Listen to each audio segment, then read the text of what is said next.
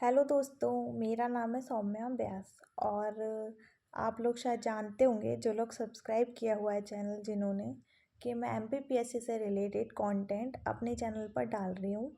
और मेरा खुद का भी एग्ज़ाम है और एमपीपीएससी से रिलेटेड जो इन्फॉर्मेटिव वीडियोस होती हैं वो मैं बनाती हूँ, और इम्पोर्टेंट जो टॉपिक्स हैं उन पर। और उसी सीरीज़ में आज मैं आप लोगों से बात करने वाली हूँ कि एग्ज़ाम के जब 15 से 20 दिन बचते हैं उनमें क्या करना चाहिए और किन चीज़ों का ध्यान रखना चाहिए।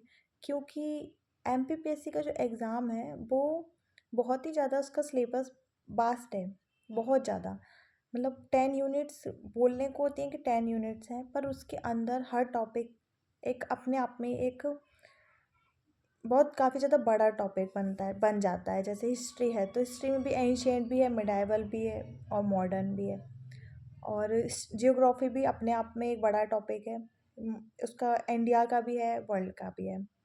तो इन सब चीज़ों को कैसे टेकल करना है, लास्ट टाइम पर क्या करना चाहिए जिससे कि सिलेबस कंपाइल हो जाए और घबराहट ना हो। क्योंकि एनजाइटी बहुत ज़्यादा होती है और मुझे नहीं पता आप में से कितने लोगों को हो रही है, मुझे तो हो रही है। और मैं आपको सच बताऊं, जो लोग सीरियस लोग होते हैं ना, उनको एनजाइटी जो होती है वो होती है, क्योंकि वो लोग पढ़ाई करते हैं। और जो लोग पढ़ ही नहीं रहे हैं उनको एनजाइटी भी नहीं होगी, है ना, क्योंकि उन्होंने कुछ पढ़ा ही नहीं है। उनको हारने का डर नहीं होता है, हारने का डर उसी को होता है जो जीत की तैयारी करता है, पहली बात।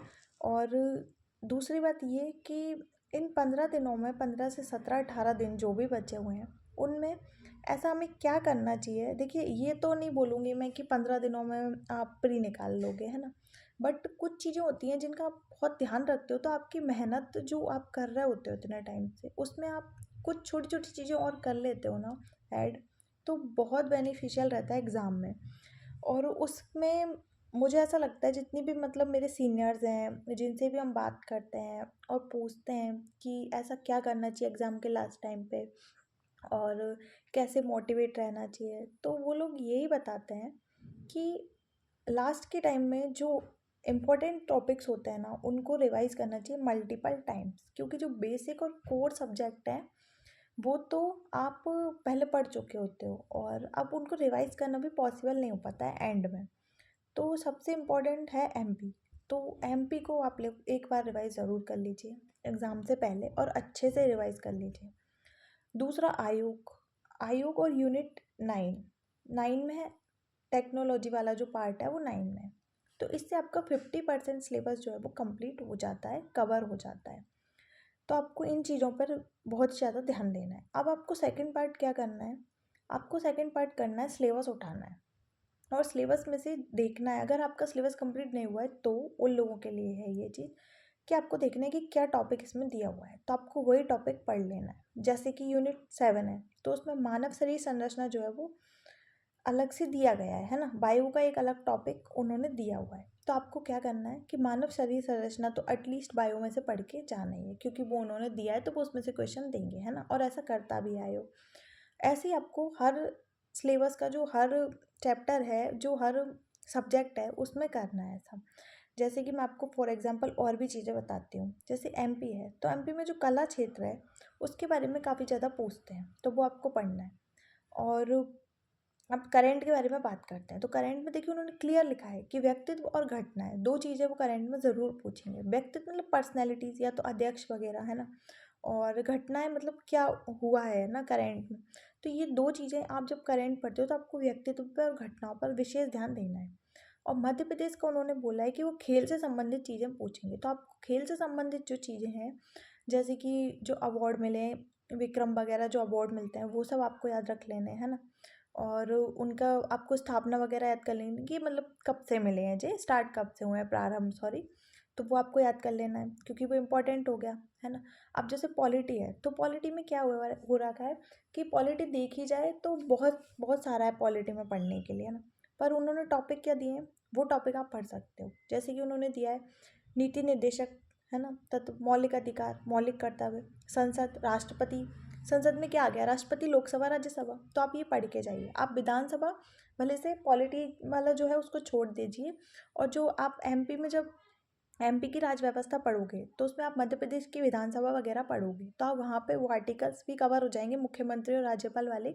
तो आप यहाँ पे बस वही पढ़ लीजिए, जैसे कि राष्ट्रपति और जो नागरिकता, जो भाग 1 2 3 जो है, स्टार्टिंग के 5 6 भाग जो है वो इम्पोर्टेंट है। तो आप ये जो जिसमें से आने के चांसेस बहुत ही ज़्यादा कम है, आप उन चीज़ों को छोड़ दीजिए अभी।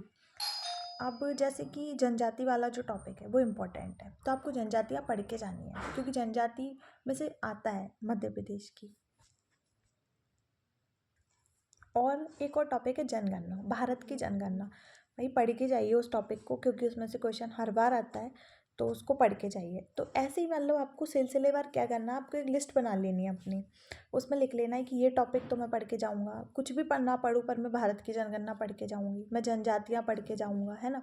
आयोग का मैं सब अपडेट करके जाऊँगा, नया अध्यक्ष कोई बन गया हो, संशोधन हो गया हो, तो ये सब चीज़ें जो नई नई हैं, जो आपके माइंड में आ रहा है कि इसमें से क्वेश्चन आता है, तो आपको वो सब चीज़ों को एक पेपर पे लिख लेना है। और उस पेपर पे लिखने के बाद में आपको उन चीज़ों पर विशेष ध्यान देना है।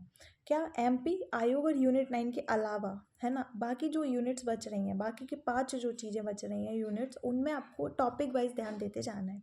जैसे कि आधुनिक हिस्ट्री जो है, आधुनिक भारत वाली, उसमें उन्होंने बताया कि प्राचीन भारत और मध्यकाल उन्होंने एक ही लाइन में दे दिया, और जो आधुनिक भारत है वो 2 से 3 लाइन में उन्होंने सिलेबस उसका बताया है। तो आपको सबसे ज़्यादा आधुनिक भारत पढ़ना है। अब उसमें धार्मिक आंदोलन जो दिए हुए हैं, तो वो उन्होंने टॉपिक दिया है, तो आपको वो पढ़ के जाना है, उससे क्वेश्चन आएगा, है ना। और आयोग जो है वो सिलेबस में से ही क्वेश्चन देता है। कुछ ही चीज़ें, जैसे कि टेक्नोलॉजी वाला जो यूनिट 9 है, उसमें से कुछ 1 2 क्वेश्चंस आ जाते हैं ऐसे। बाकी जो दिया हुआ है ना सिलेबस में, उसको तो आप पढ़ के ही जाओ हर चीज़ को। जैसे महाद्वीप दिए हैं, तो महाद्वीप में से क्वेश्चन आ सकता है, तो आपको महाद्वीप जो है वो पढ़ के जाने हैं, कौन कौन से महाद्वीप में कौन कौन सा पर्वत, नदियाँ और क्या क्या इंपॉर्टेंट है, वो सब आप पढ़ लीजिए। पर्वत श्रृंखलाएँ, नदियाँ हैं, या फिर कोई जल संधि वगैरह, ये सब चीज़ें जो इंपॉर्टेंट हैं, तो वो सब आपको पढ़ लेनी है। इंपॉर्टेंट टॉपिक्स आप बाकी 5 यूनिट के पढ़ के जाइए, और बाकी की जो 5 यूनिट है, 3 एमपी की, एक आयोग एक आईसीटी, वो आप अलग से पढ़िए, अच्छे से पढ़िए, और बाकी की 5 यूनिट को आप कम समय में टॉपिक वाइज रिवाइज कर लीजिए। आपके लिए बहुत ही ज़्यादा हेल्पफुल रहेगा। और वीडियो आप ये वाली पसंद आई हो तो प्लीज़ लाइक ज़रूर कीजिएगा, और इन्फॉर्मेटिव लगी हो तो चैनल को सब्सक्राइब कीजिएगा, और मिलते हैं नेक्स्ट वीडियो में। Thank you.